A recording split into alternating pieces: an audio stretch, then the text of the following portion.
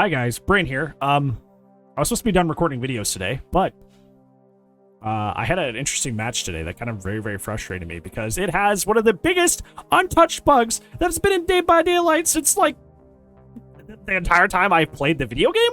Like it is a bug that has legitimately been in the game as long as I can remember. Since May of 2020, I've always noticed this as a problem, and DBD has just kind of like neglected to fix this, period.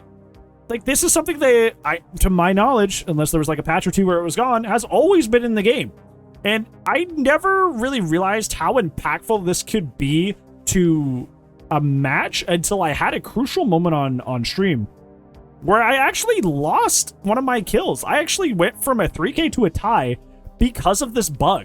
And I got really frustrated about it. So I wanted to talk about this bug that I'm sure you've also had that just hasn't been fixed, and I want to know why. So what is the bug? So, I don't know if you've noticed this, but sometimes while you're playing killer, and you down and hook a survivor, and it's their last hook, and they get sacrificed, for some odd reason, from past the point that they've been hooked and they've been sacrificed and thrown in the air, you will continue to hear their grunts and sounds of pain way beyond the point at which they are actually dead. It is essentially as if, after you've hooked that person, that they're just sitting there underneath the hook. You know, when somebody's injured, let's say like somebody loud like Fang or Jill going, and they're just sitting there. It'd be like if they were just sitting there on their hook, just in their pain noises, just grunting and panting really loudly. And now, usually this like isn't a problem, right? Because if you're on like a wide open map, like Shelterwoods, or like Temple of Purgation, or Mother's Dwelling, and you hear this grunting noise, you are not going to ergo assume that a survivor is around, because you can just, like, with the wide open field of view, you can just look and see, oh, I'm just going to look over there and see if somebody's there, and it's like, no, it's not. Now, I would argue that the sound just shouldn't be in the game anyway, because they're dead. Why are they still groaning and grunting in pain while they're dead, and they're not even on the map anymore? But at least on a wide open map, you can just look over and check. You can just look over and see, oh, is that person there? Oh, no, they're not. Okay, well, like, that's just the hook bug, right? But what I realized recently in this match that I on stream that really frustrated me is that this could actually serve as an advantage for survivors because it actually tricks the killer. Let's look at an example of somewhere like Larry's or RPD, where this happened to me, where the entire map is indoor. Midwich, another great example, where the maps are entirely indoor. In my situation on RPD, I was playing Freddy, and I had an endgame build, so every perk I had was devoted to the endgame. So I'd been setting up my endgame all match, and if you don't know what an endgame build does, essentially you throw on a bunch of perks like No Ed, Terminus, No Way Out, and you essentially throw the normal game. So you throw the first 5 gens and intentionally play the endgame. You may have like 1 or 2 kills by the endgame, but ideally you should be making most of your plays in the endgame itself.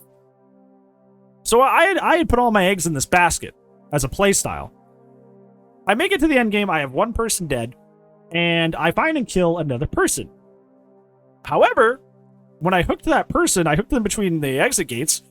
This is very important. I hooked them between the exit gates, so on my patrol path between the 2 exit gates, and they died as well because they were on death hook. And then they got the hook bug, so they were panting and groaning on the hook as if they were still alive in the end game. Now, this is an indoor, this is RPD, so the other 2 survivors are going to be ratting to try and wait out No Way Out and to try and escape. I am forcing them into that play style because, you know, if No Way Out, you try the door, you can't get out. So you literally have to just wait around until you get out. And that's meant to be to give me time to go enact Terminus, to go enact No Ed, to go enact my endgame perks, right? But while I was searching back and forth for the 2 survivors, I kept hearing grunts of pain. I kept hearing groaning and whining of someone that is injured. And I kept trying to figure out where this person was, trying to figure out, like, what was going on. I'm like, where is this person? Lo and behold, I find out that the grunts of pain and anguish are coming from the hook and not any of the survivors. So I had spent all this time that I ran out my No Way Out, which is one of my good endgame perks that I got all 4 stacks on. I ran out my perk of No Way Out looking for a survivor that quite literally wasn't freaking there. And like I said, it's not like Mother's Dwelling where I can just look over and see, okay, well, nobody's over there besides the hook, so it's like, it's the hook bug. Like, I had many line of sight blockers, so I assumed somebody was just ratting. I assumed somebody was just playing stealthily, somebody was hiding. I didn't assume that it was going to be a bug in the video game that was causing that. So quite literally, it was going to be a 3K at the very least if I found someone, but it ended in a 2K because I spent all this time looking for someone that quite literally wasn't there.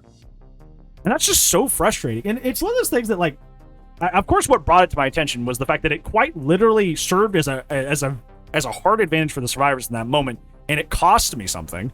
But, like, at the same time, that bug is, like I said at the beginning of this video, been in the game for as long as I can remember. This bug has been in the game as long as I can remember. Like, maybe it's gone away for a patch or two here and there, but for the most part, I remember this bug always being in the game. And I just don't know why this happens and, like, why it's not been addressed. I have never, ever seen this bug on any of the known issues. I have never seen this bug on any of the known issues when it comes to the little blurbs they make when they put through the patches. I've never seen this on known issues. So, like, are they aware of this? Do they know about it? Do they just not care about it? Because if the angle is that, like, it doesn't affect gameplay, so we should just leave it, I definitely had it affect my gameplay with that Freddy match in RPD, and it was extremely frustrating. Extremely frustrating. So you can't make the claim that it's just, well, it's not gameplay affecting, so we're just not going to touch it. It definitely affected my gameplay, so you can't hide on that anymore. You can't hide on that anymore.